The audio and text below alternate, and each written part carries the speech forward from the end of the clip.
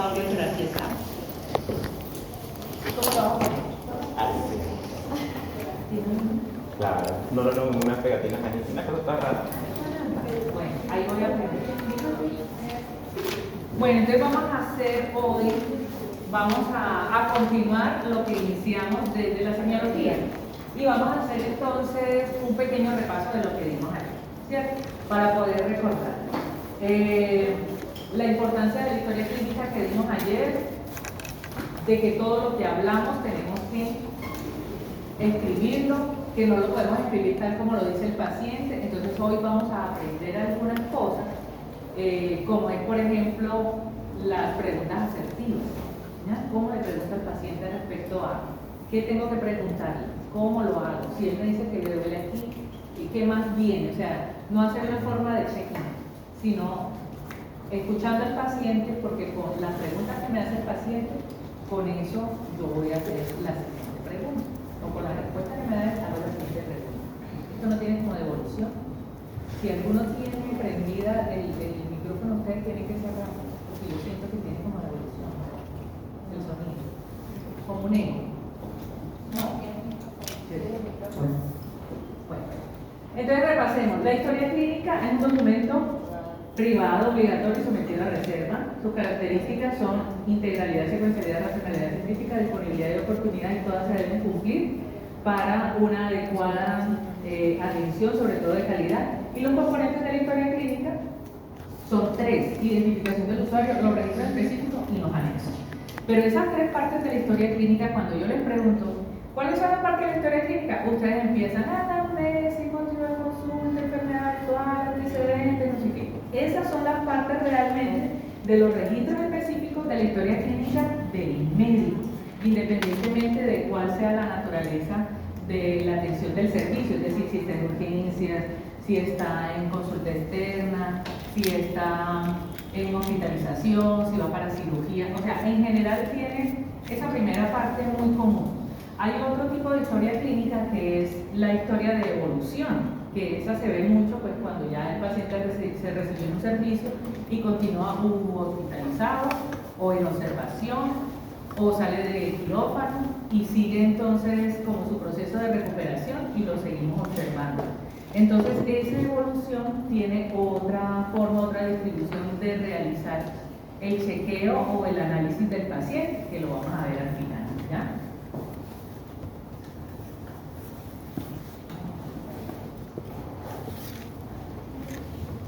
Listo. Entonces, la entrevista es supremamente importante, que es la anamnesis, es decir, todo lo que yo le pregunte al paciente y todo lo que él me pueda decir, no solamente verbalmente, sino con su corporalidad, yo lo tengo que interpretar y lo tengo que escribir. Entonces, lo primero y lo más importante es la relación médico-paciente. Hay que generar confianza y una buena anamnesis nos da como resultado una historia clínica de calidad.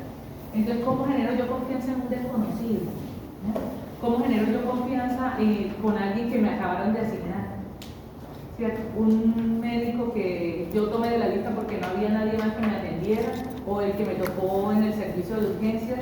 O sea, ¿cómo entro yo en confianza a contarle cosas o muy íntimas o cosas que me va a empezar a preguntar que yo no quisiera que él supiera, pero que son necesarias o de mi familia o de mi historial médico o personal? ¿Ya? Entonces, la confianza que yo debo generar en el paciente desde el inicio es, primero, el buen trato, ¿ya? Tratarlo siempre con cortesía al paciente, tratar de que se tome su tiempo, no atacarlo, no juzgarlo.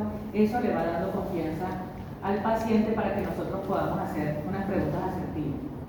Y una buena anamnesis es que tenemos que ser bien chismosos, pero chismosos en el buen sentido, es decir, tenemos que hacer preguntas que a mí realmente me interesen, no hacerlas por hacerlas para generar el chisme, que nos encanta.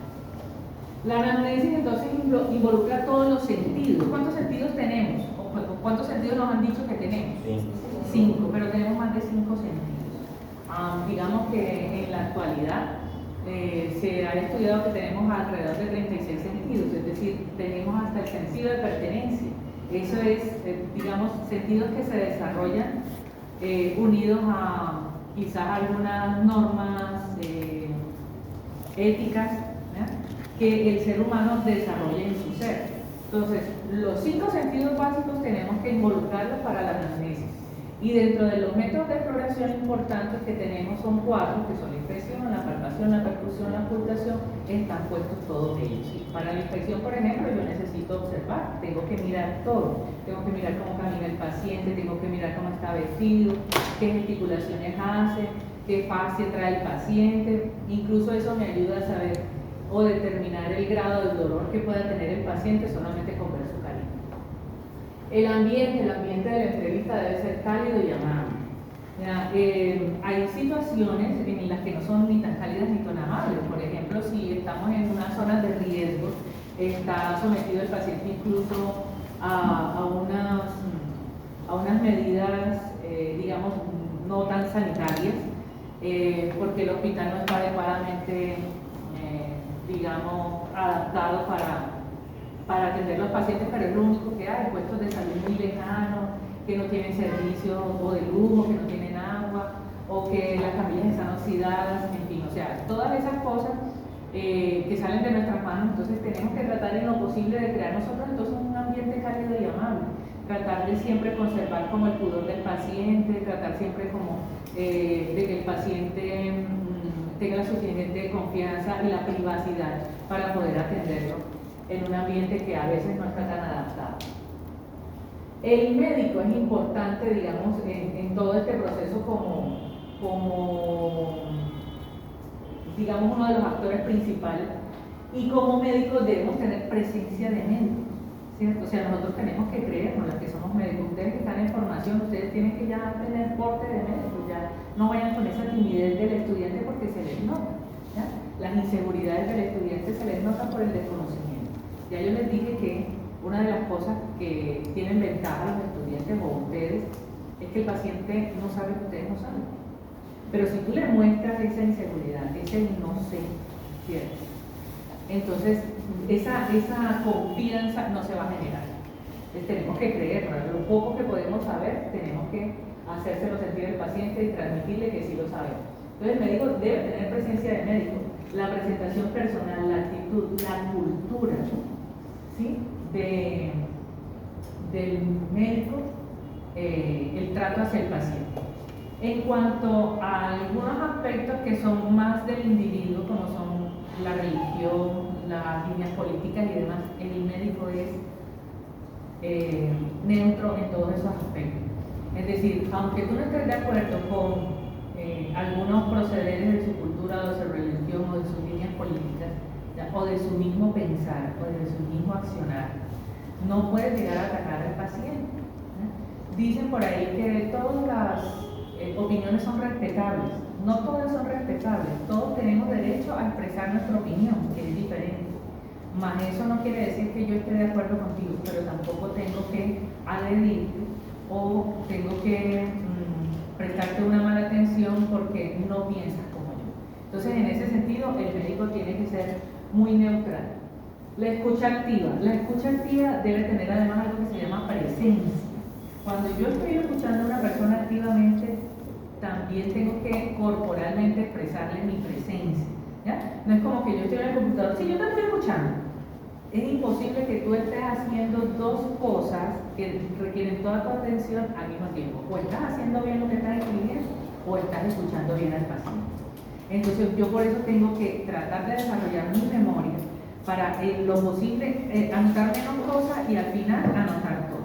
Entonces prestarle atención al paciente cuando él me está hablando, yo hacerle saber o entender de que sí le estoy entendiendo. Entonces asentar con la cabeza como le entiendo, le comprendo, lanzar ciertas expresiones o asentar con la cabeza para darle a entender que sí estamos teniendo una presencia y una escucha activa. Las preguntas asertivas, ¿cierto? ¿Qué preguntar? ¿Cómo preguntar? Depende de lo que yo necesite saber. Entonces hay cosas en la historia clínica, o sea, la historia clínica completa, que es la que vamos a desarrollar, ¿cierto? Siempre me preguntan, pero yo tengo que preguntar todo eso, o sea, tengo 15 minutos, 20 minutos si es de ley, pero realmente son como 15 minutos y yo quiero con 15 minutos, tengo que preguntar todo lo que usted nos puso ahí en la historia clínica, sí y no. Es decir, de todo eso yo tengo que saber qué es lo que más necesito en el momento, qué es relevante para poder llegar al diagnóstico del paciente. No a todos tengo que preguntarle cómo es su vivienda, si tiene el techo de paja o de zinc o de láminas de aluminio, o de si el piso es de tierra, si es de cemento, si es de granito, o dónde vive, etc. O sea, todo eso nos va a dar una pauta para poder llegar a un diagnóstico y para poder recolectar la mayor información que me lleven a un diagnóstico asertivo. Pero no todo en el momento necesito preguntar. Por ejemplo, una señora de 80 años, ¿yo qué le voy a preguntar de su infancia? ¿Cierto? Si acaso se acordará que desayunó esa pobre señora, ¿cierto? Pero si hay patologías que estén relacionadas con su motivo de consulta actual, que a mí me lleven a sospechar que viene desde la infancia, yo tengo que hacer esas preguntas. Pero no todas las veces tengo que desarrollarlo completo. Entonces las preguntas asertivas van a depender de qué. Y la forma de preguntar, ahorita vamos a hacer aquí un pequeño ejercicio de ¿y tú cómo lo harías? El formato de historia clínica, según la naturaleza de la atención, ya sabemos que depende si es de urgencia, consulta externa, obstetricia, pediatría, geriatría, hospitalización, va a tener un formato. Pero en general tiene esa primera parte de la historia clínica de los registros específicos, tiene una generalidad. Es decir, todos tienen motivo de consulta, enfermedad actual, los antecedentes personales, familiares, los hábitos son importantes en todos los tipos de formato, ¿ya? Y ya, digamos, el examen físico sí va a depender de la naturaleza de la atención, porque no es lo mismo, por ejemplo, el odontólogo que el médico, no es lo mismo una atención de urgencia que de consulta externa o de hospitalización o de cirugía. El paciente que va para cirugía solamente se le va a resolver lo que viene relacionado con la cirugía, ¿cierto? Y los registros de los hallazgos, pues van a ser las historias dependiendo de en qué momento se hace. Si es un registro de primera vez, es decir, es la primera vez que el paciente asiste a ese centro de atención, o si es un registro de los hallazgos de la evolución, es decir, ya no voy a volver a hacer toda la historia, sino que nada más voy a tomar como esos pequeños detalles de cómo va evolucionando esa parte que traía malita el paciente. Y control también tiene una forma de desarrollar diferente la historia clínica, porque por ejemplo en el control, si yo sé que soy hipertenso, entonces los antecedentes personales ya no lo voy a preguntar, ya yo sé que el paciente viene a un control de hipertensión, entonces su motivo de consulta es control de hipertensión. Igual le voy a preguntar cómo se siente, pero ¿qué le voy a preguntar de cómo se siente? Entonces allí ya no voy a preguntar en una enfermedad en sí, porque el paciente, digamos que viene a controlar una patología que ya está diagnosticada y que ya está siendo tratada, pero que necesita saber si va bien, si no se ha deteriorado, si ha mejorado de pronto algunos aspectos.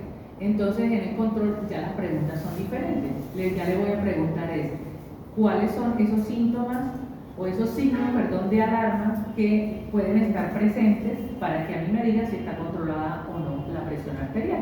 Entonces le preguntaría qué al paciente, un paciente con una hipertensión en control. ¿Qué le preguntaría? ¿Cuáles serían esos signos que yo le digo? Si usted tiene esto y esto y esto, es porque la presión puede estar alta. ¿Qué signos o síntomas? Exacto, entonces ya cefalea. ¿Ha tenido dolor de cabeza, señora? No, ok.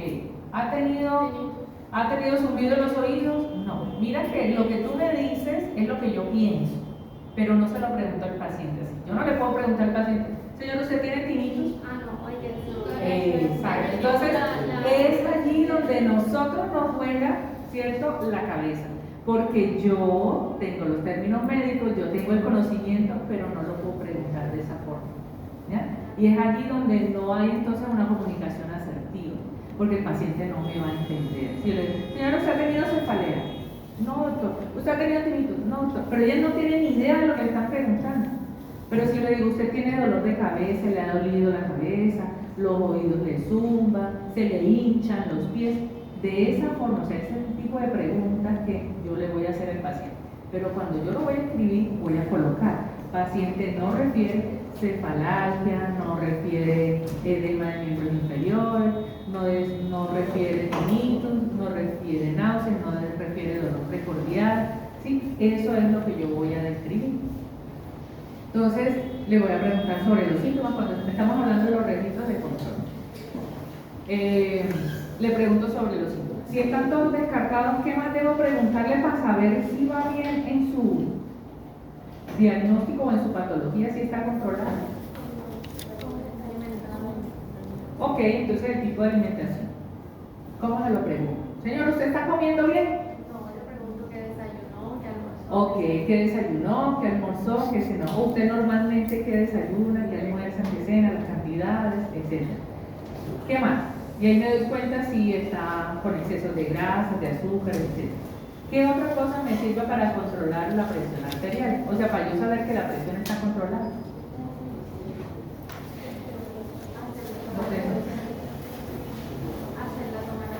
No, estamos todavía estamos apenas en la enfermedad actual. Cuando yo digo enfermedad actual es lo que me trae el paciente hoy, ¿ya? Y como él viene hoy al control, ¿ya? O sea, el que va al control no es porque está mal, se supone que el que va al control es porque está controlado, pero hay ciertos parámetros que él tiene que cumplir para que esté controlado. Entonces ya sabemos que no tenga signos de alarma, que tenga una alimentación balanceada, baja en grasas, en azúcares, en sal, que tome bastante agüita. ¿Qué más? Actividad física. Ok, el tratamiento. Entonces, ¿qué le voy a preguntar? ¿Usted qué toma? Entonces ella me va a decir, doctora, yo me tomo una pastilla blanca. ¿Qué le pregunto si me dice una pastilla blanca? Los fármacos están indicados para hipertensión. Que son un O montón. sea, pero lo más probable es metanfetamina. Le pregunto si alguien es consciente de que controla su presión. Doctor, yo aquí traigo la receta. Doctor, yo aquí traigo las pastillas. ¿Ya? Porque eso en las recomendaciones que yo le doy de la salida de control, yo le digo, cargue siempre las pastillas o lo que se toma, porque uno no sabe si le da algo por la calle y usted no se acuerda, saca la fórmula.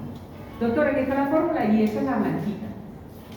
Sí, a veces le dicen a uno los nombres ahí más o menos, entonces uno se los dice también, ¿cierto? Y la concentración del medicamento, la dosificación, etc.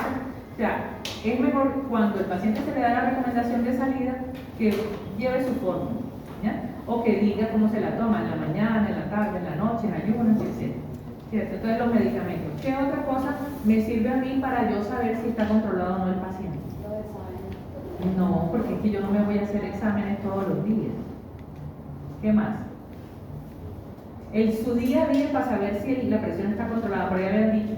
Actividad física. Actividad física. Entonces yo le voy a preguntar, señora, ¿usted qué actividad física hace? No, si camina. Señora, ¿usted qué hace todo el día? ¿Cuál es su rutina? Doctora, ya me le van a contar. Ella me puede contar qué tipo de actividad, digamos, hace de trabajo o algo. Y dentro de eso le pregunto si está dedicada a hacer y cuánto tiempo algún tipo de actividad diferente a sus labores, ¿ya? Entonces usted camina, doctora, yo camino porque yo soy vendedor de seguros y tengo que ir puerta a puerta. Eso no es un ejercicio, es un desplazamiento largo, ¿ya? Porque hace parte de su oficio, pero tiene que sacar un tiempo específico para hacer eso. No, si yo todos los días camino 10, 15 minutos así en el corredor, o salgo a dar 3 vueltas al parque, listo, entonces ya yo voy anotando qué tiempo de actividad física. ¿Qué otras cosas debe hacer o no el paciente para tener la presión controlada? Ya la medicina, la alimentación, la actividad física, signos que no están, ¿qué más? Consumo alcohol. Claro, entonces yo le pregunto, ¿y usted toma traguito? ¿O cuánto toma? O no, doctor, usted desde que me dijo sufre la presión, yo no tomo. Porque hay unos hipertensos que dicen, yo solamente tomo whisky. ¿Ya? Porque el whisky se vuelve. Mentira, eso de florero para arriba, agua florero para arriba es malo. O sea, todo lo que esté avinagrado es malo. Todo lo que esté fermentado es malo. Nada de alcohol es beneficioso ni para el corazón ni nada. Hay que una copita de vino para el que no es hipertenso. Pero para el que ya es, eso ya no le sirve, ya le daña el corazón. ¿Ya? Entonces puede tomarse una copita de vino y eso ocasionalmente. Pues no, que todos los días nos tomamos. Lo que los españoles todos los días toman en vez de agua toman vino. Dentro de, digamos, su cultura está establecido así. Pero también tenemos que mirar entonces algunas otras cosas que están relacionadas con la base genética, la cultura y demás. Entonces, el alcohol. ¿Qué otra cosa le pregunto? Y tabaco. Y no solamente él, sino también acompañantes, ¿cierto? Entonces, mira que el control es muy diferente porque el paciente viene asintomático, ¿sí? Hay uno que viene sintomático. Ahora, yo dentro del control le pregunto síntomas relacionados con su patología, pero también le pregunto, aparte de los síntomas que de pronto cuando la presión se eleve, usted lo pueda sentir, ¿tiene alguna otra molestia? Eso también está dentro del examen, de la historia clínica en la revisión por sistema. Y ahorita lo vamos a ver. Le pusimos el ejemplo del control de los registros de los hallazgos según la, digamos, la naturaleza de la atención del paciente, porque este de primera vez es el que vamos a revisar. Y el del control a veces nos causa un poquito de dificultad porque no sé, y yo qué le voy a preguntar entonces en el control si el paciente viene y dice, no, doctor, yo vengo a que me mire a ver si estoy bien. ¿Ya? Eso es el control. ¿Ya? Bueno, entonces, dentro de la historia clínica de las 3 partes viene identificación del usuario, registros específicos y los anexos. Hay 2 partes grandes que podemos decir, o sea, esos 2/3 de la historia clínica tienen 2 partes, o la puedo dividir en 2 partes grandes. La identificación del usuario y los registros específicos.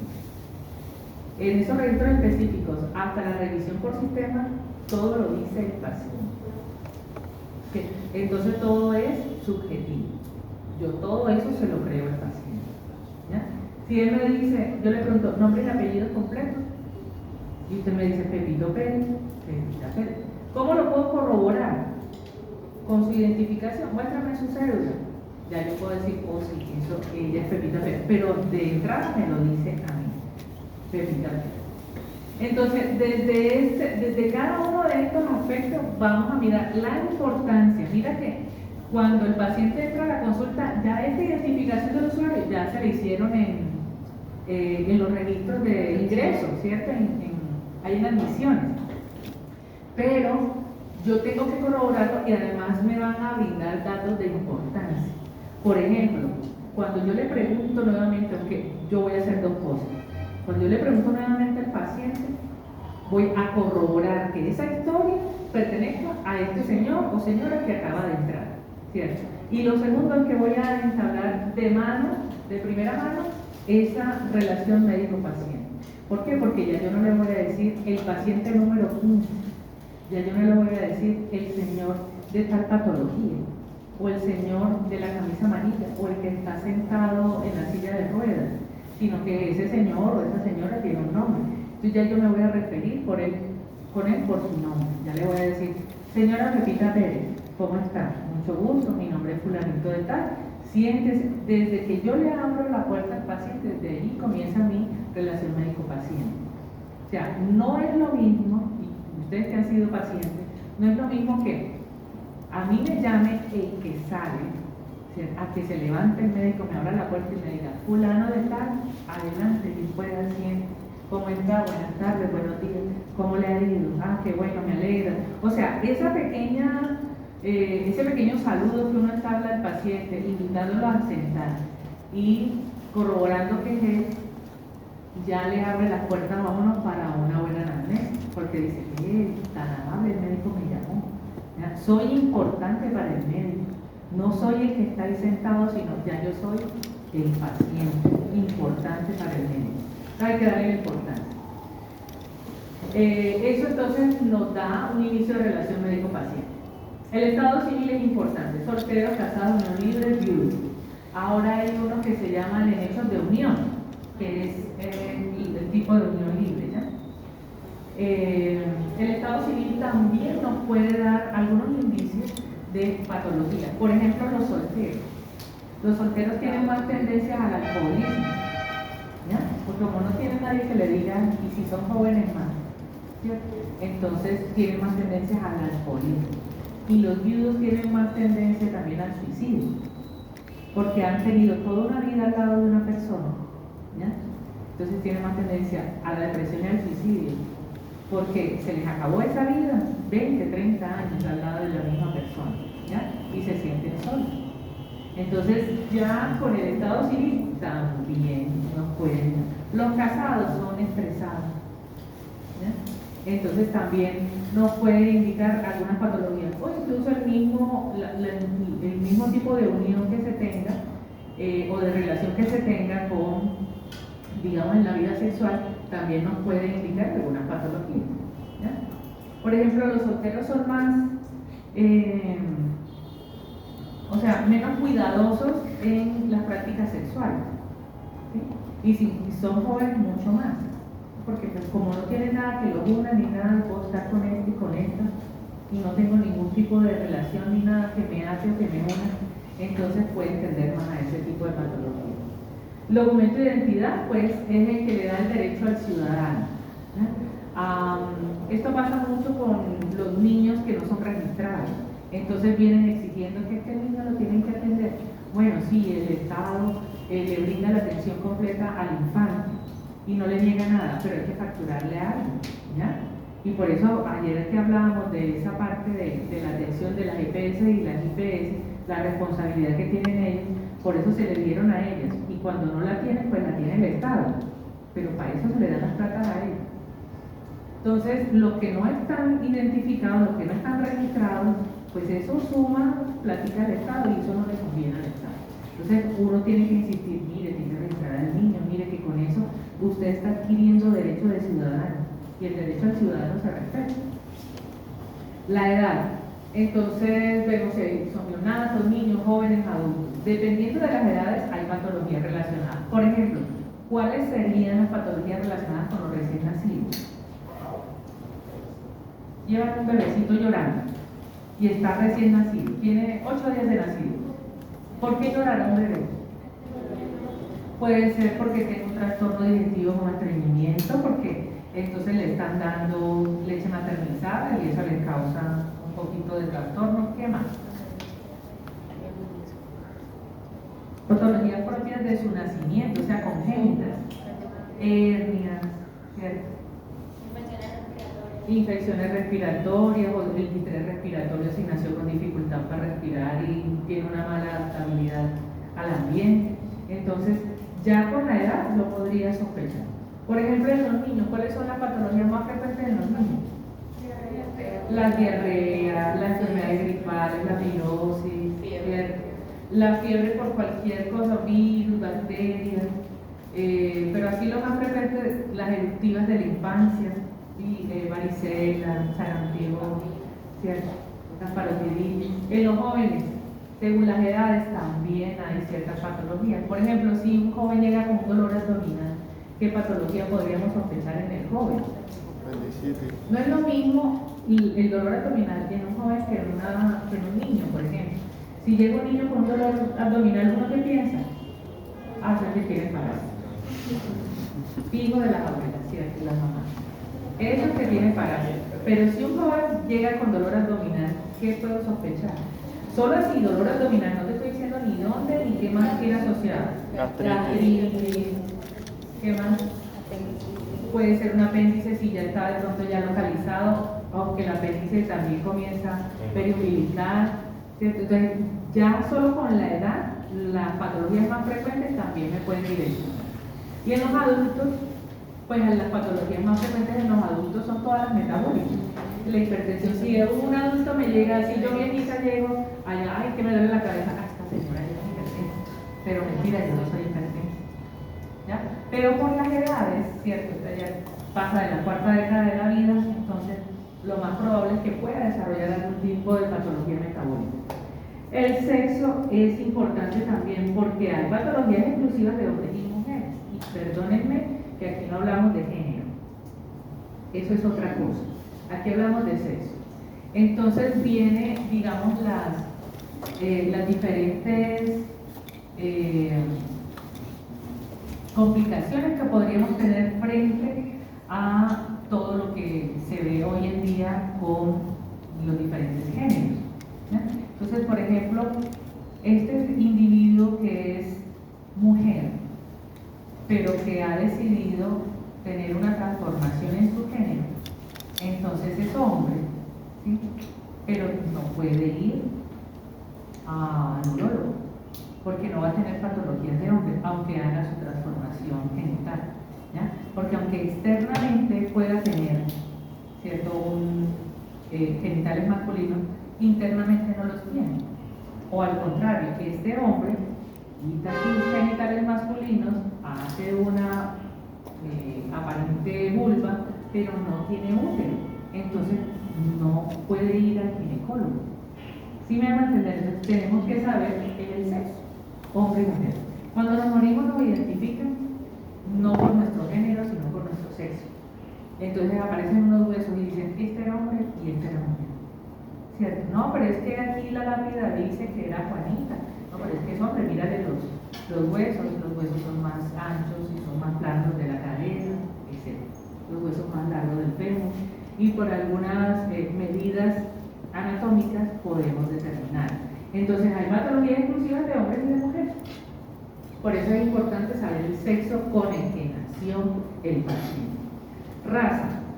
Hay también, depende de las razas, la resistencia, por ejemplo, de la raza afro a los IECA. Entonces es un poquito más difícil, un poquito más complejo hacer un tratamiento y un manejo de una hipertensión a los pacientes de raza negra. La religión es algo que es un poquito ágil porque hay muchas culturas religiosas que tienen algunas cosas con las que no van muy bien con la medicina. Por ejemplo, lo que hablábamos ayer con los testigos de Jehová, que no permiten las transfusiones. Entonces, y está arraigada su creencia, y es muy válida y es muy respetable, ¿cierto? Pero no va acorde con la preservación de la vida. Entonces, es un poquito álgido este tema de la religión.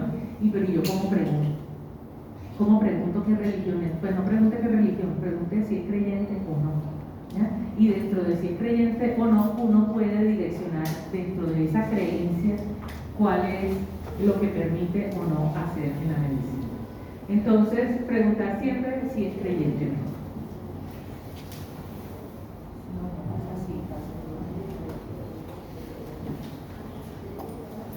Estamos todavía en la identificación del usuario. Entonces, mira que apenas vamos por el nombre, la edad, el sexo y todo lo que nos falta. Y ya podemos determinar alguna patología solamente con eso, con esas pocas cosas. La ocupación, hay enfermedades ocupacionales, por ejemplo, los mineros, ¿cierto? Los que queman carbono son más propensos a infecciones respiratorias. El nivel de escolaridad es importante, si es alfabeta, analfabeta, porque hay personas que dicen, o sea, no podemos preguntarle al paciente, ¿usted sabe leer y escribir? Y dice, sí, yo sé escribir y sé leer, pero solo sabe leer y escribir su nombre. Entonces son analfabetas, ¿ya? Porque solamente saben pintar y lo reconocen solamente los gráficos de su nombre, pero tú le pones a leer otra cosa y no sabe. Entonces tengo que cerciorarme de que el paciente entienda lo que yo le voy a escribir en sus recomendaciones. Por eso es importante no solamente escribírselas, sino leérselas y explicárselas, para que el paciente sepa qué es lo que dice allí en esa hoja. ¿Listo? Entonces el nivel de escolaridad es importante. Si completa, es incompleta, etc.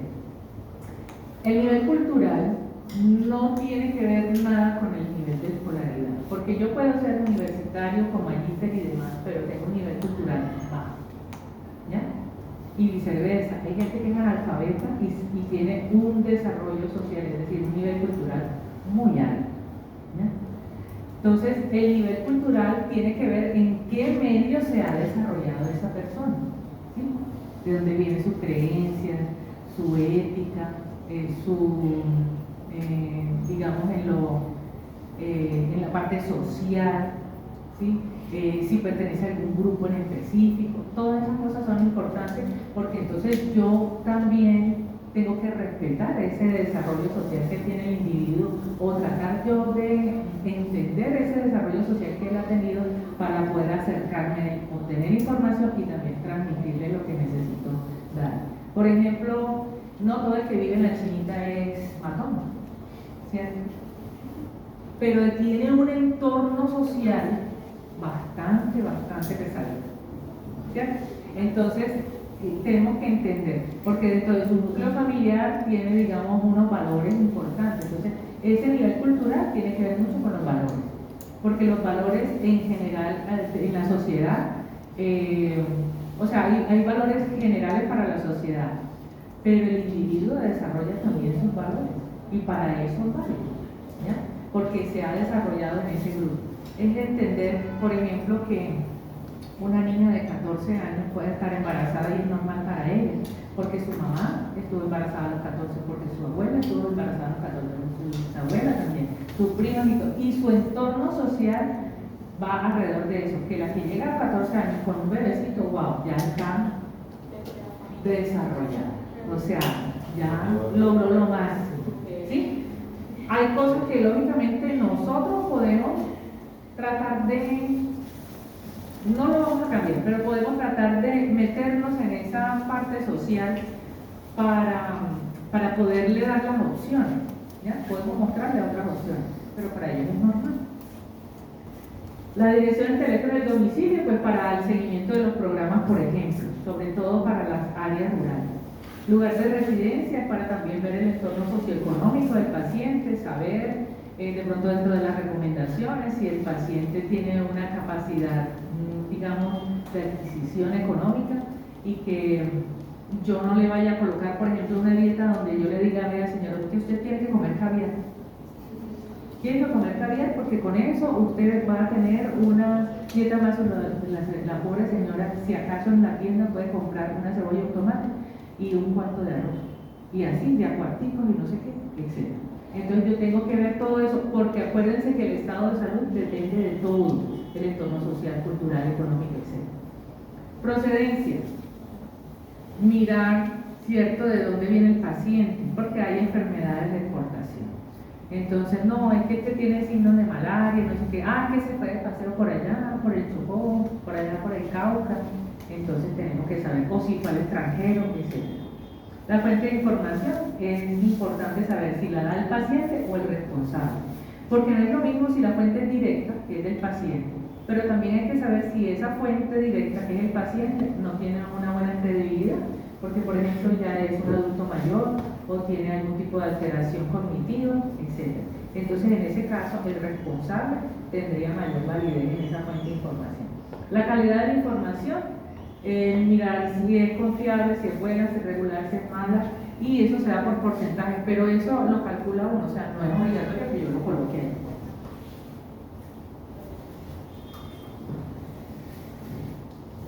Y luego viene entonces ahora sí lo que nosotros llamamos historia clínica, que son los registros específicos, ¿cierto? Entonces estos registros específicos, lo primerito es el motivo de consulta. ¿Qué es el motivo de consulta? Ahí está. Es el síntoma principal. Y si yo digo síntoma, es lo que siente el paciente. O sea, ahí no van diagnósticos, ¿ya?, sino que siente. Díganme motivos de consulta. Motivo de consulta frecuente. Me duele la cabeza. Me duele la cabeza. ¿Qué más? Me duele el estómago. ¿Qué más? Dígame el dolor de estómago de diferentes formas. Pero la también. No, que diga el pero- paciente. Yo siento que acidez aquí. Tengo una acidez excelente. ¿Qué más? Tengo un ardor en la boca del estómago. Excelente. ¿Qué más? Tengo diarrea. No, eso es otra cosa. Dolor abdominal relacionado con, ¿cómo lo diría el paciente? Puya, siento puya. Tengo una pullas en el estómago. O una bulla. Puya. Una puya en el estómago. ¿Qué más? Me siento aito. Así lo dicen las abuelas. ¿Cómo? Aito. Aito es como abombado. ¿Sí? Me siento aventado. Exacto. O sea, uno escucha a la gente de provincia, los abuelos de provincia, los de las zonas rurales bien apartaditas, tienen un lenguaje muy castizo. No son palabras inventadas, te lo buscan en el diccionario de la Real Lengua Española y aparece. Nosotros somos los que dicen que son corronchos y mentiras, ellos sí hablan bien. ¿Qué otra cosa si les duele el estómago? Me siento aventado, me siento inflado, me duele el estómago, siento acidez. ¿Qué más? Me siento embombado, tengo cólico. ¿Qué más? Tengo un retorcijón. ¿Qué más? ¿Qué otro tipo de dolor puede haber en el abdomen? Siento punzada, siento que me chuzan. ¿Qué más? Siento que me abre el estómago. Siento una presión del lado derecho del costado. Siento una presión, siento una pesadez, ¿cierto? Siento agrieras, etc.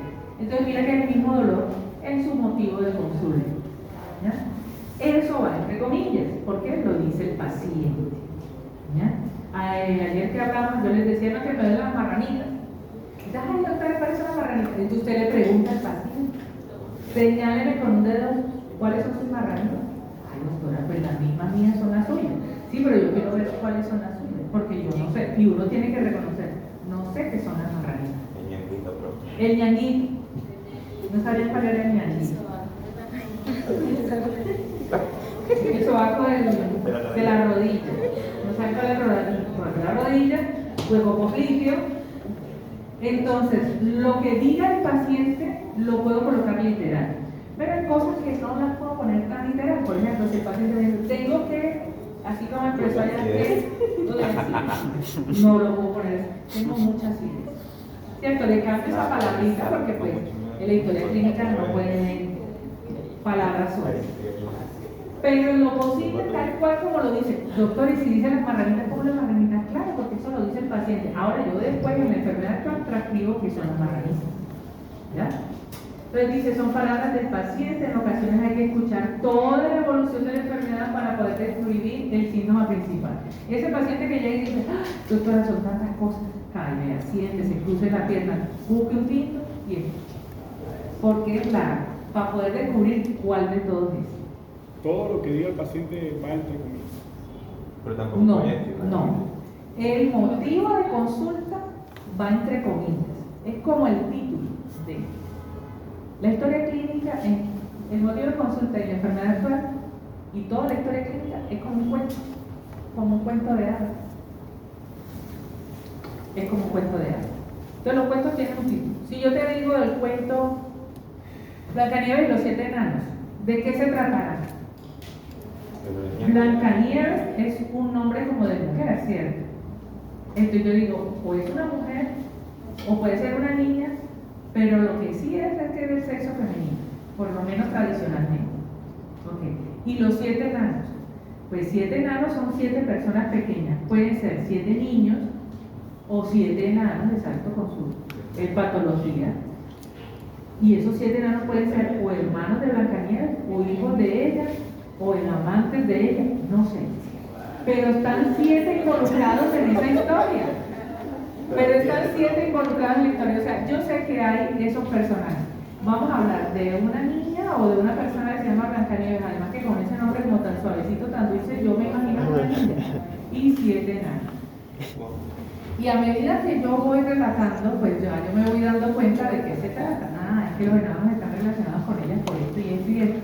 Pero se trata de eso. No se trata de un dragón, es decir, el personaje principal del cuento no es un dragón. Que aparezca un dragón por ahí es otra cosa. Que aparezca una bruja, que aparezca un príncipe, que aparezca. Blancanieves puede ser una enfermera, no sé. Depende del contexto de donde yo la vaya a meter cuando yo empiezo a dar la relatoría, ¿cierto? Pero a veces tengo que escuchar todo lo que me dice el paciente para yo transcribir. Pero en 1, 2 o 3 palabritas máximo, que son 3 síntomas, yo puedo decir de qué me viene a hablar el paciente o de qué sea qué. Tengo mucho dolor de estómago, ya yo sé que lo que más le voy a preguntar es sobre su estómago, no sobre sus rodillas, no sobre su cabeza, aunque de pronto estén involucrados otros síntomas, digamos, de esos segmentos corporales. Pero lo que yo más le voy a preguntar es todo del estómago, de su sistema digestivo, de qué come, de cuándo le da el dolor, si cuando come, antes, después, durante o qué. ¿Sí? Entonces, por eso el motivo de consulta nos dice el síntoma principal. Cuando el paciente dice que tengo de todo, entonces, ¿cómo busco yo ese motivo de consulta? ¿Qué pregunta le haría si yo le digo, doctor, que yo tengo de todo? ¿Qué es lo que lo trajo hoy? ¿Qué es lo que más le molesta? Dentro de todas esas cosas que se las voy a escuchar además. Porque los mismos pacientes digan, doctor, ¿le puedo decir otra cosa? Vea, usted me puede contar lo que usted quiere, ¿ya? Porque yo estoy aquí para escuchar. Yo no puedo limitar al paciente a decirle, no, solamente dígame una sola cosa de lo que usted no. Usted me puede decir, una de esas es la que más le molesta, es la que más le duele. Generalmente los motivos de consulta están alrededor del dolor, sea corporal o del alma. Pero siempre, siempre están alrededor del dolor. El 99% podríamos decir que hacen referencia al dolor. Entonces hay algunos que yo tengo que escuchar todo el cuento y como hacerle el resumen al paciente y yo captar cuál de esos síntomas es más importante. Máximo 3, porque hay síntomas que vienen asociados y otros concomitantes. La diferencia entre asociación y concomitancia, ¿cuál sería? ¿Qué es asociado y qué es concomitante? Es decir, yo puedo tener dos síntomas, ¿sí?, que sean importantes, pero pueden ser asociados o concomitantes. ¿Cuál sería la diferencia? ¿Qué es asociado y qué es concomitante? Relacionado con asociado, imagínate. Derivado de otros síntomas. ¿Asociado? Derivado de otros síntomas. Puede ser derivado. Asociado a la misma patología. No, no necesariamente. Asociado a una misma patología. No, no es con la patología. Asociado es que cuando aparece este síntoma, generalmente aparece este otro.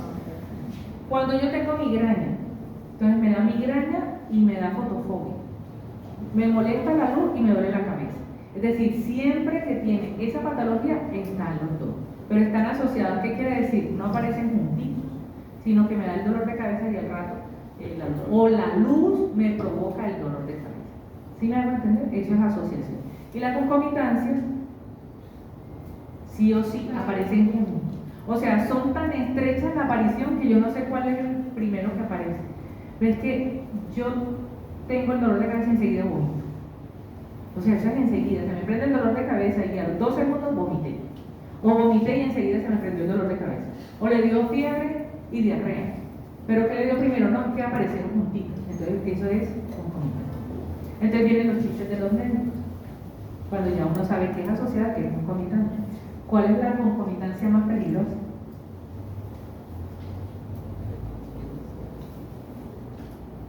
Es un chiste. ¿Cuál? Por eso es un chiste, búsquenlo. Son dos síntomas que si son concomitantes, tos y diarrea. Eso es lo que iba a decir. ¿Y por qué no lo dijiste? No le dé pena, si aquí estamos hablando de cosas naturales. Tos y diarrea, si son concomitantes.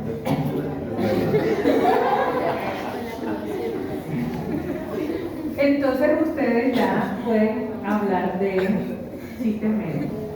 Máximo 3 síntomas relacionados y en caso de remisión, entonces, ¿qué escribo? O sea, cuando el motivo de consulta es que me lo mandan de otro lado, ¿yo qué escribo, doctora? Pues por lo que fue allá primero. ¿Ya? O sea, no, el motivo de consulta no es una remisión directamente. El motivo de consulta lo llevó a una remisión. Pero yo en el motivo de consulta debo colocar remitido por dolor abdominal. Así. Entonces, ¿qué fue lo que le pasó? No, es que yo primero fui allá a Sabanalar, porque tenía un dolor de estómago. Entonces el señor me refiere todo el dolor estomacal. Y allá en Sabanalar que me pusieron líquidos, no es que me revisó el cirujano, pero allá no hay cirujano. Entonces me mandaron para acá. Y yo todo ese cuento lo tengo que escribir y tengo que poner al final. Y es remitido para valoración en 3er nivel por cirugía, ya que al parecer requiere intervención quirúrgica, porque todavía no lo sé, yo necesito que lo valore, ¿no? Y por eso está aquí, pero el primero fue allá. Entonces, cuando hay remisiones, tengo que decir desde el principio qué es lo que tiene el paciente, siempre referirnos a lo que siente el paciente, no a lo que yo lo mandé administrativamente. Motivo de consulta. ¿Tú cómo preguntarías para qué viene el paciente? Yo como preguntaría para qué viene el paciente. Yo soy Pepita Pérez. Ay, doctora, bueno, ¿cómo está? Bien, gracias, está bueno. Aquí estoy. Pregúntame, ¿para qué viene? ¿Qué lo trajo hoy por aquí? ¿Qué otra cosa? ¿En qué la puedo ayudar? ¿Qué más? ¿Para qué soy bueno? ¿Para qué soy bueno? No, esa es peligrosa. Porque señoras están buscando su colágeno. Y entonces a decir para qué soy bueno, porque te pueden responder picarámides. ¿Qué otra cosa? ¿Qué otra forma le puedo preguntar? No, pero sí, le puedo decir para qué soy bueno, cuéntame. ¿En qué lo puedo ayudar? ¿Qué más? ¿En qué le puedo servir? Claro, el servicio. ¿Qué más? Pues dígame qué necesito. Hay tantas cosas, pero... Por eso, pero dígame cuál. Una de esas, no tantas, una. Bueno, no sé. Yo llegué aquí. Hola, señora Pepita Pérez, ¿cómo está? Bien, doctor. Comente, militar, Bien estoy. que la trae aquí, no sé. Exacto, que la trae aquí. ¿Qué más? Generalmente uno debe hacer preguntas abiertas. O sea, no puedo ser guiar tanto el motivo de consulta como por ejemplo preguntarle qué le duele, porque no sabemos si es dolor. ¿Ya? Lo que lo trae. Puede ser un control, puede ser un dolor pero no físico. ¿Ya? Entonces, la pregunta es así abierta como la que usted ha hecho. Cuénteme, ¿qué le puedo servir? Cuénteme qué lo trae por aquí, cuénteme para qué soy bueno. Preguntarle muy abiertamente para que el paciente se desvive el proceso y le empieza a contar, doctor, ¿por dónde empiezo? Cuando así te dicen es porque el cuento es largo. Entonces, ¿cómo lo oriento yo a un paciente para que no me eche el cuento desde su primera compota? ¿Qué le digo? Si te dicen, es que, doctor, es que, ¿por dónde empiezo? ¿Cuál sería la siguiente pregunta? Como que ahorita no sé lo que usted más considera importante. Bueno, ¿qué más? ¿Cuál fue su motivo su principal motivo? De otra forma que no sea como tan elegante, como tan sofisticado, como tan qué le requerido. ocurrió. Cuénteme qué le ocurrió. Pero entonces cuénteme qué le ocurrió, por qué está aquí, qué le está molestando, ¿ya? ¿Qué es lo que más le molesta? Cuénteme, a ver, yo le escucho. Doctora, que son tantas cosas. De esas tantas cosas, ¿cuál es la que más le molesta? O sea, tratar de insistirle por eso, ¿cierto? En lo posible, no incitarla a que le coloque un nombre, sino que que el paciente busque las palabras de ese sentir, porque el sentir es de él, ¿cierto? Pero hay una forma también como de guiar esas preguntas, ¿cierto? En la enfermedad actual. El motivo de consulta es como el título, ¿cierto? Y luego viene la enfermedad actual. En la enfermedad actual es el desarrollo de la enfermedad desde el síntoma principal, que ya no lo dijo el paciente en el motivo de consulta, ¿cierto? Y es un relato, es su cuento de hadas. Es su cuento de hadas. ¿Cómo comienzan los cuentos de hadas? Érase una vez. Eras una vez, ¿qué más? Una niña. ¿De qué otra forma comienza? Eras una vez, ¿qué más? Todo inició cuando, ¿qué más? Hace mucho tiempo. Hace mucho tiempo, ¿qué más? Una hermosa princesa. No, son los inicios. Hace mucho tiempo, érase una vez. Todo inició cuando. Y todo eso hace referencia a qué? Al tiempo. Entonces, una de las características de mi inicio de enfermedad actual es el tiempo. ¿Ya? Tengo que saber desde cuándo. Y ahí viene si es una enfermedad aguda o si es crónica. Yo puedo determinar qué tal. Hay enfermedades que son agudas en el momento, pero que vienen de hace mucho tiempo atrás. Doctor, vea, yo hace 3 días tengo un dolor en la boca del estómago horrible que me está matando. Pero es que yo sufro de gastritis. O sea, que ya tiene una patología según él, pero yo tengo que saber si esa patología es cierta o no. ¿Quién se la diagnosticó? ¿Usted que le dijo que tenía gastritis? No, digo yo. ¿Y por qué cree usted que tiene gastritis? Si ven las preguntas que yo le voy a hacer, no le voy a decir, ¿y usted que le dijo que tenía gastritis? No, señor. ¿Usted por qué cree que tiene gastritis? ¿Ya? Porque es su creencia. Cuando yo voy al médico, llevo mi sentir. Y la otra premisa que les había dicho, ¿cuál es el dolor que menos duele? El dolor ajeno. El dolor ajeno. Entonces, esta me ayuda a describir la enfermedad, la aparición, la localización, la reacción, las características, la intensidad y los agravantes atenuantes Viene Alicia en el País de las Maravillas, mira que un cuento perfecto. Alicia en el País de las Maravillas. Entonces, esta mnemotecnia me ayuda a mí a recordar, pero no está en todo implícito. Es decir, el Alicia no está en todo. Generalmente en todo lo que es dolor sí está. Incluso el dolor tiene otros más, tiene otros 2 o 3 más. Pero en general yo me puedo guiar por el Alicia. Pero ¿quiénes no tienen Alicia? Por ejemplo, la fiebre. ¿La fiebre tiene localización? No. Aunque la mamá diga que tiene la barriguita caliente. Doctor, ¿tiene fiebre solo en la cabeza? ¿Tiene fiebre solo en la barriga? ¿Solamente tiene fiebre en los pies? Eso no es fiebre, eso es que tiene caliente esa partecita. Pero la gente dice que fiebre. Entonces yo por eso tengo que tratar de entender qué me quiere decir el paciente. ¿Ya? Entonces hay algunos que no tienen localización. ¿El vómito tiene localización? No, y es un síntoma. Entonces por cada síntoma, tengo que aplicarle esto. Tengo que preguntarle, ¿cuándo inició? ¿Dónde se localiza? ¿Cómo está el dolor? Si está en un solo sitio, se va para otro lado. ¿Qué tipo de dolor es? Si es como haciendo pizza o amasando el pan. ¿Se acuerdan esa de Buscapina?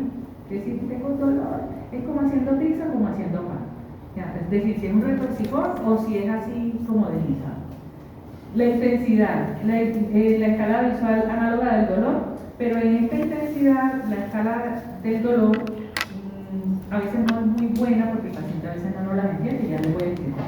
Y los agravantes o los atenuantes, es decir, qué lo aumenta o qué lo disminuye, si es una postura o si es un medicamento o si es un alimento o si es una bebida, etc. Porque los tratamientos no todos tienen que ser farmacológicos. El solo colocarme en una postura diferente puede aliviar o puede agravar el síntoma, o el caminar, el desplazamiento, la actividad, el descanso también. Entonces, vean, la intensidad, ¿cómo le pregunto yo al paciente qué tanto le duele? Del 1 al 10. Si tú me preguntas, señora, del 1 al 10, ¿cuánto le duele? Yo le digo, 1. Muchísimo. Claro, porque para mí el 1 es el primer puesto. Entonces, ¿cómo le explico yo así? Del 1 al 10, siendo 1 el mínimo y es el máximo. Y si no me duele ni mínimo ni máximo, sino un poquito más de mínimo, un poquito más de mínimo no es 5. Entonces yo tengo que explicar eso. ¿Sí me entienden? Es mucho más complejo decir del 1 al 10, ¿cierto? Es decir, en una forma cuantitativa. Pero si tú lo explicas cualitativamente, es decir, cómo es el dolor, a qué se parece el dolor, qué tan fuerte puede ser, es decir, es tan fuerte que me limita o me imposibilita. Ya yo a esas características le pongo un número. ¿Sí me voy a entender? O sea, es tan fuerte que no me deja hacer nada. Eso es que me imposibilita. ¿Cuál sería? El máximo. Pero no, a mí me limita, pero yo hago. No, un 7. Yo voy escalando, ¿cierto? Un 1 es un dolor que aparece como de vez en cuando. Y no, porque esa sería como la forma, que es intermitente. Es un dolor que es como tan pequeñito que a veces ni me acuerdo de él. Irrelevante. Como irrelevante. Me deja hacer como cuando me levanto yo y me doy la rodilla. Yo hago así y ya. Listo. Pero tengo el dolorcito. ¿Ya? Entre 1 y 2 puede ser. Ya 3. Entonces yo puedo dividir esa escala del 1 al 10 en 3 grandes. El leve, moderado y severo. Leve que va de 1 a 4. Moderado que va de 5 a 7 y severo de 8 a 10. ¿Ya? Pero dentro de ese leve, moderado y severo hay leve de leve, leve moderado, leve severo. Es decir, va aumentando y se va acercando un poquito más y ahí es donde yo le doy la característica.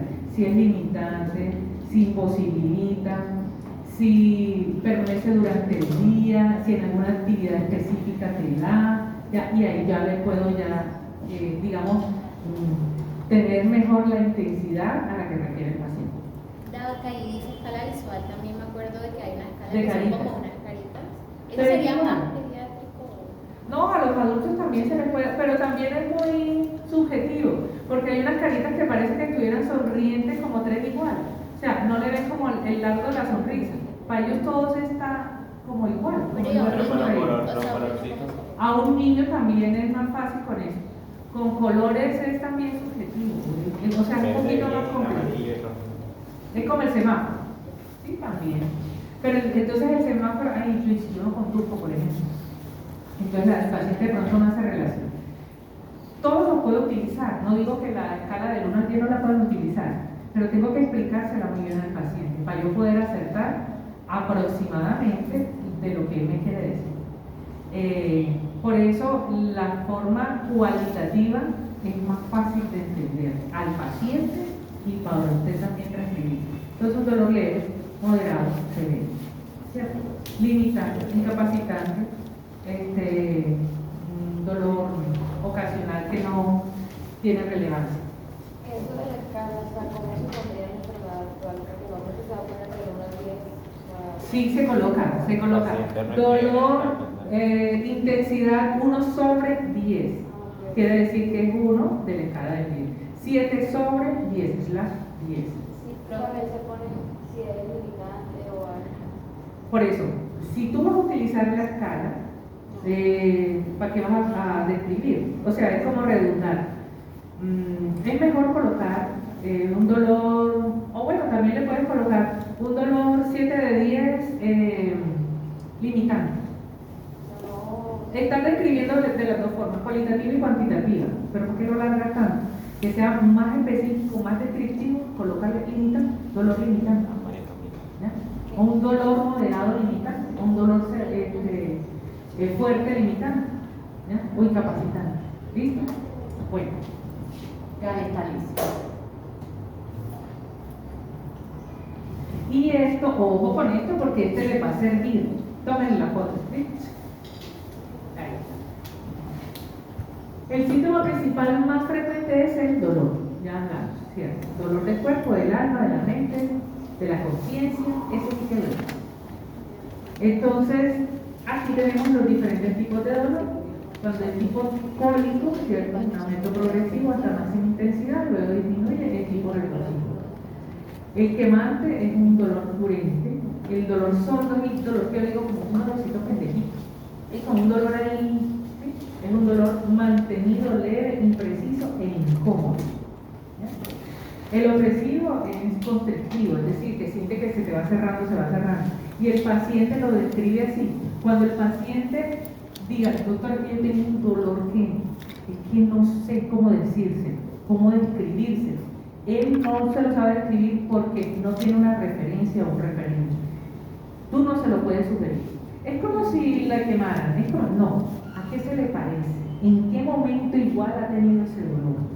Doctor, así como cuando se me murió el perrito, yo sentía como una cosa en el pecho, como si lo oprimiera así. Bueno, pero yo primero lo llevo a él a que busque una referencia, ¿ya? Trato en lo posible de que yo no le dé, digamos, la referencia porque el paciente siempre va a decir sí a todo lo que diga el médico. Entonces va a decir, sí, eso que usted dice, doctor, sí, eso, así igualito, ¿ya? Bueno, el opresivo, constrictivo, pulsátil, asociado al pulso, neurálgico, es que recorre todo un trayecto del nervio, punzante como una puñalada, fulgurante como un rayo, un látigo o una descarga eléctrica, así como cuando uno se pega en el codo. Ese es fulgurante. Cerebrante, intenso como un taladro. Ese es importante para cuando ustedes vayan a hacer la descripción. Y llegamos entonces a la actividad de hoy, que es, vamos a hacer un cuento de hadas. ¿Cuál es mi cuento de hadas? Ojo con lo que les voy a decir. Vamos a hacer la actividad, la vamos a hacer de a 4, ¿no? Sí. Seguimos haciendo la de a 4. Vamos a hacerlo de 4. ¿Qué horas son? 6:30. Y 24. Y es en la tarea, Bueno, para acá. Porque la idea era que la hiciéramos aquí en 15 minutos, pero ya estamos tarde y se nos extiende. Ya van a seguir tarde. Por lo de la lluvia. No, no se ve. Ya se acabó el periodo. Ahora se ve. Iniciemos. Ojo con lo que les voy a decir. No me van a hacer el cuento, 10 páginas. No. En una sola Una partida. página. En una partidita. En una sola carita. ¿Sí? me van a hacer un cuento de hadas. Todo cuento de hadas tiene un título, que es el motivo de consulta, ¿cierto? O sea, por el título yo podría sospechar de qué se trata el cuento. Van a hacer un cuento, no van a hacer un cuento como una historia clínica. ¿Me hago entender? No van a decir, la neurona feliz. No quiero nombres de ese tipo. La neurona feliz. Érase una vez. No, entonces, hace aproximadamente 3 días, así como si me estuvieran haciendo una historia clínica, no. Háganme, yo quiero saber qué tienen en sus cabecitas. ¿Cuál es su imaginación? ¿A qué se refieren cuando dicen que son creativos? Y ese cuento de hadas debe tener un dibujo que lo represente. Si es, por ejemplo, el hada de los bosques, tengo que hacer medianamente un bosque con un hada, ¿ya? Como la portada del libro. Entonces, ¿me permiten la hojita que tienen por ahí? La hojita. No. Eso, entonces, ¿qué vamos a hacer? Como tienen una hojita, lo van a hacer así. Como Aquí, la portada. Y acá. Wow. ¿Por qué? Porque esta parte y esta parte me hacen una página completa. ¿Ya? La portada y el título. Y aquí, no acá.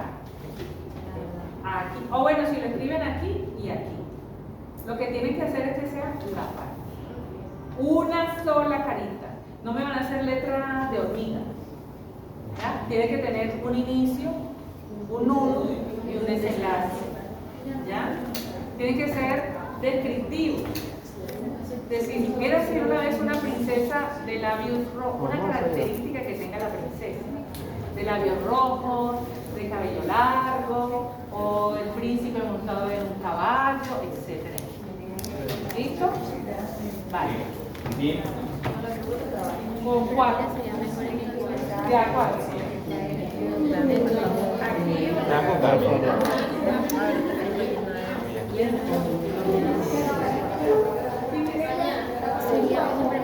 Porque para allá, si ya son 3 horas.